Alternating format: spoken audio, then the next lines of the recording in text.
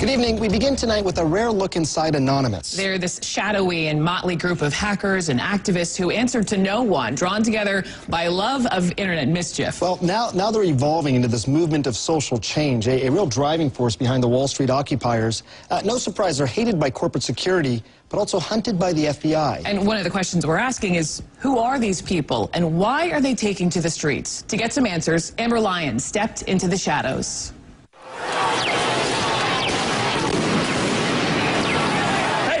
Back up. It's a dark and disturbing vision.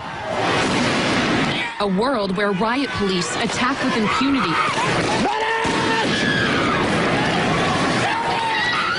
What happened? He got shot. Get back. Where democracy is corrupted by greed and dissent is crushed. That's how Anonymous sees America. And they say that's why they're fighting back. We are Legion. We do not forgive. We do not forget.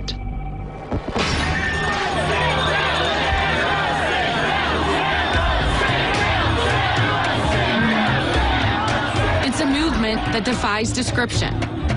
Leaderless, Tell me what democracy looks like. faceless, anarchic. This is our space. A loose collective born on the internet, Anonymous has no official members and no hierarchy. But within the group, some individual Anons have greater standing, earned by their skills as hackers, video makers, to see it with my own eyes and record it myself. and increasingly street-level activists. Tell me what police state looks like. Troy, not his real name, is one of them. This is what happens when the people have had enough. This is what happens when greed goes unchecked. Troy says he was drawn to Occupy Wall Street after watching his mother struggle with medical debts. He himself is working 2 jobs to make ends meet, despite having a college degree. You kind of just lose track of days, lose track of time, but it's worth it. It's all worth it. We met him at the Occupy Wall Street camp at Zuccotti Park. There's no specific person that talks for us. It's more like a hive, you know, an idea is brought up and whoever agrees with it, if the overwhelming majority of people that agree with it, then we go with it. So we're following Troy, and he's been out here policing, kind of making sure that all of these protesters are getting along with the community and not causing any problems. We're handling internal affairs as far as damage control within the community, making sure that everybody's respecting the local small businesses around here. How's it going? But he's not just watching over the protests. He's also watching the police. Part of the evolution of Anonymous from hackers to activists. Anonymous was born a decade ago in one of the weirdest and darkest corners of the internet. An anything-goes image board called 4chan. 4chan users post anonymously, and the name stuck. We do not forgive. The group adopted a distinct identity and its own symbolism. A mask taken from the movie V for Vendetta. A retelling of the story of the English rebel Guy Fawkes and his plot to blow up the House of Lords in 1605. Instead of gunpowder, Anonymous uses the internet. Anonymous attacks its targets by flooding and crashing corporate and government websites, or digging up and publicizing highly embarrassing information. It's called trolling.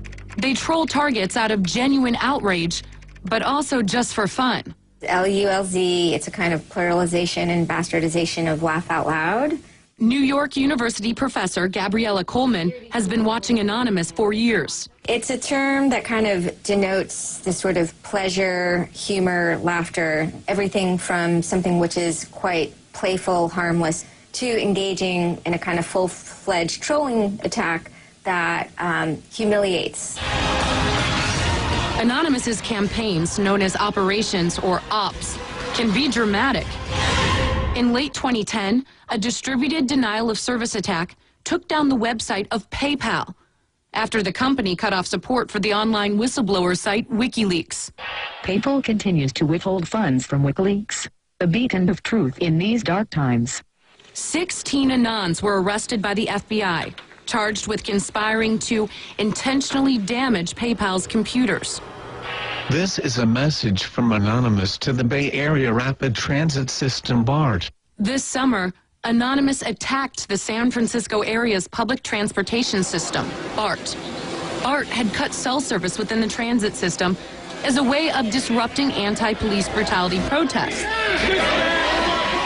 Anonymous's reaction was devastating and vicious. We will not issue any more warnings. Op BART included the release of a naked photo of a senior BART employee. Sometimes it kind of makes you laugh, sometimes it makes you cringe, sometimes it makes you laugh and cringe at the same time. All of a sudden, you're like, oh my gosh, there is this, dagger that's being thrown. A naked photo. Yeah, a naked photo. Do you feel like there is a fear out there of what they could possibly find or leak about a certain individual?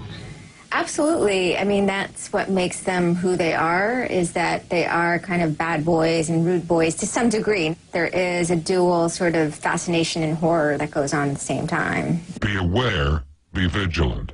Anonymous was evolving, using its power to shock and disrupt to effect social change.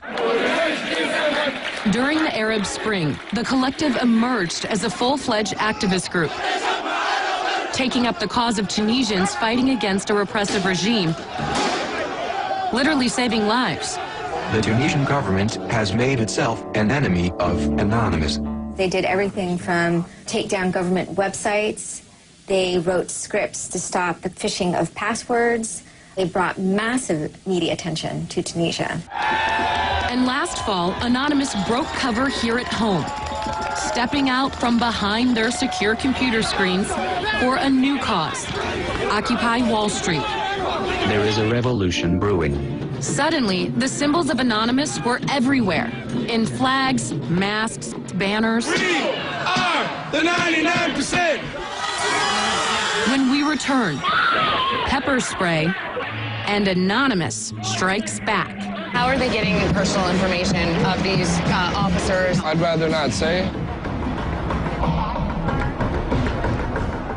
The shadowy internet group known as Anonymous has grown now far beyond its hacker roots. It's now emerging as a forceful public relations weapon for the Occupy protest movement.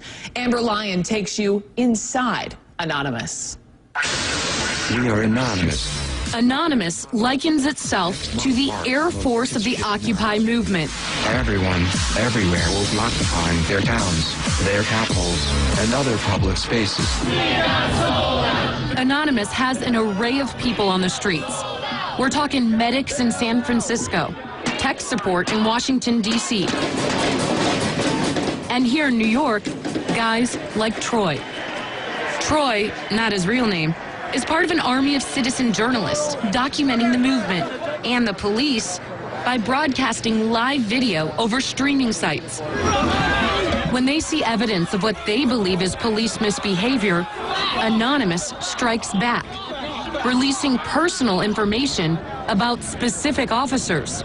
Then hopefully he'll think twice before he pulls out his baton against somebody who's holding a sign saying we just want peace. And how are they getting cell phone numbers and personal information of these officers or bankers? I'd rather not say.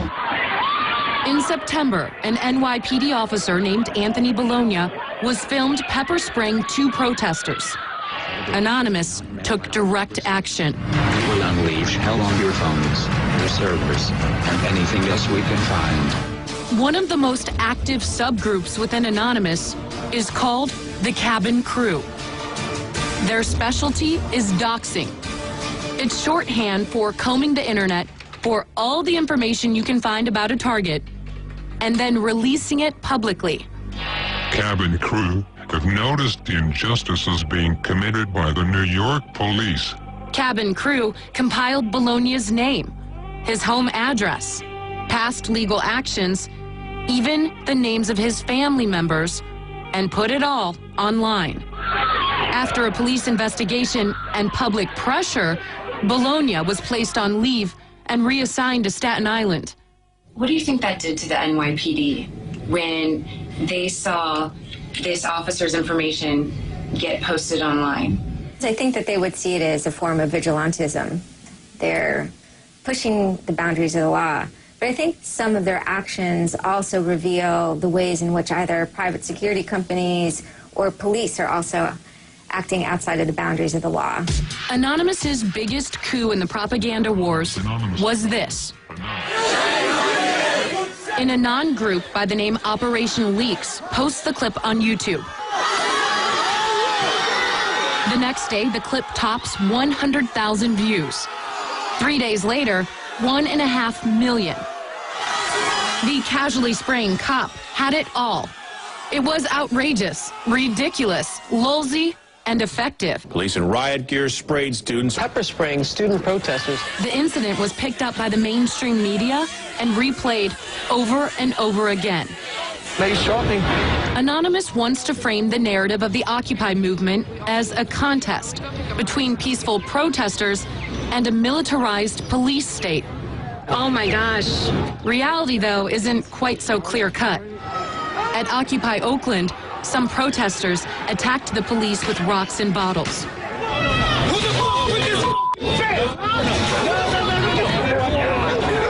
Others erupted in a fury after the city tore down their encampment. They're getting a little heated. Some people are trying to tear down this fence and head into the main area, but others are trying to keep them quiet and calm so that the police don't have to get re-involved. I need some help. We need some more help. You're f***ing willing to fight us, but not the police? They fight the police, and you're doing their job. The Anonymous PR machine focused solely on instances where the cops got out of line.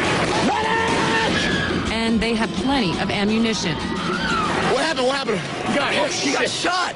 During one night of chaos, police apparently fired a projectile directly at a former Marine named Scott Olson, who was peacefully protesting against the crackdown. Anonymous went into overdrive. I hereby declare this to be an unlawful assembly. Scanning the video for police badge numbers and names, offering a reward for anyone who could identify the officer responsible. The case is still under investigation. The Department of Homeland Security has put out several alerts to law enforcement and corporate security focused mainly on the group's hacking activities. And the FBI has made more than a dozen arrests. We're living in a police state. But there's no indication that has cramped Anonymous's style. Their latest op? Merry Christmas and a Happy New Year to all on planet Earth. On Christmas Day, members crashed the website of a security research company, hacking its client list along with their credit card numbers in order to steal $1 million for donations to charity. We are Anonymous.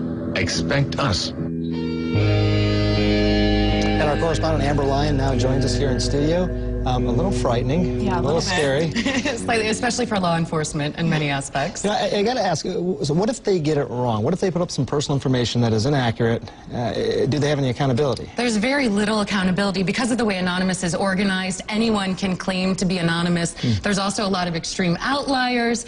And you know, law enforcement is intimidated by Anonymous. We tried to get an interview with anyone federally or locally, and they refused to send an officer forward kind of to the chopping block because they feared that if this officer appeared on camera, they could become a target of Anonymous. All right, Amber. Amber, thanks so much. Great story. And coming up.